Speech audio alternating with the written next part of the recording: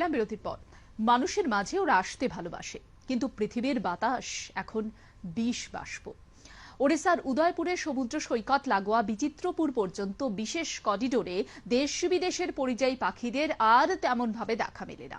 তাই মন খারাপ পক্ষীপ্রেমীদের। মন্দারমণি, তাজপুর, শঙ্করপুর, দীঘা, নির্দীঘা ভ্রমণরসিক বাঙালির দৈনন্দিন ক্যালেন্ডারের পাতায় উজ্জ্বল।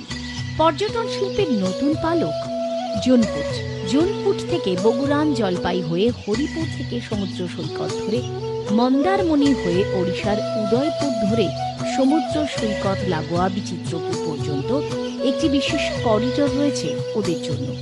ওরা মানে দেশ বিদেশ থেকে আসা পরিযায়ী পাখিরা, আর ওদের জন্যই ইদানিং আরো জনপ্রিয় হয়ে উঠেছে এই এলাকা।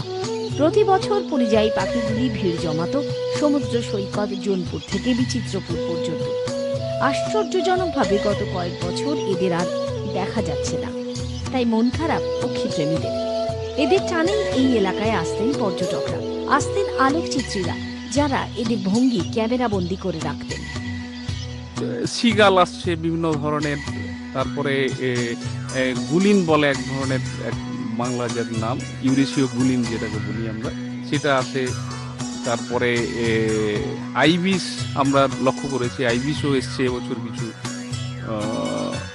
এরকম কিছু পরিযায়ী পাখি এসছে। নিজেদের মধ্যে যতটা পারছি ততটা একটা সচেতনতা তৈরি করার চেষ্টা করছি। আমাদের বিভিন্ন ধরনের এই সোশ্যাল মিডিয়াতে একটা গ্রুপ করে অ্যাওয়ারনেস করাচ্ছি আমাদের ওই ইয়েতে স্থানীয় মানুষদের, যে এদেরকে রক্ষা করতে হবে।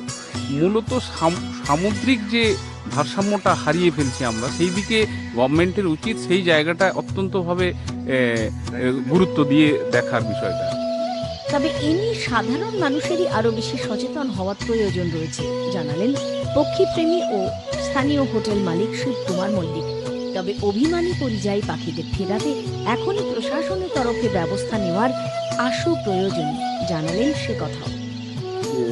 দূষণ সেটা সব দিক থেকে যেটা বেড়ে চলেছে দিনের পর দিন, সেই দূষণের জন্য এদের সংখ্যা কমে যাচ্ছে।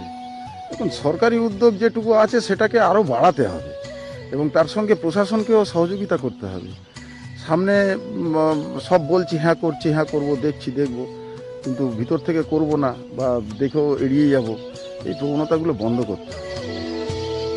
এখন দেখার বিষয় এই নিয়ে প্রশাসনের ঘুম ভাঙে কবে, তবে ওরা আসবে। ওরা না এলে যে আমরাও থাকবো না, এই তথ্যটি কি বলার অপেক্ষা রাখে?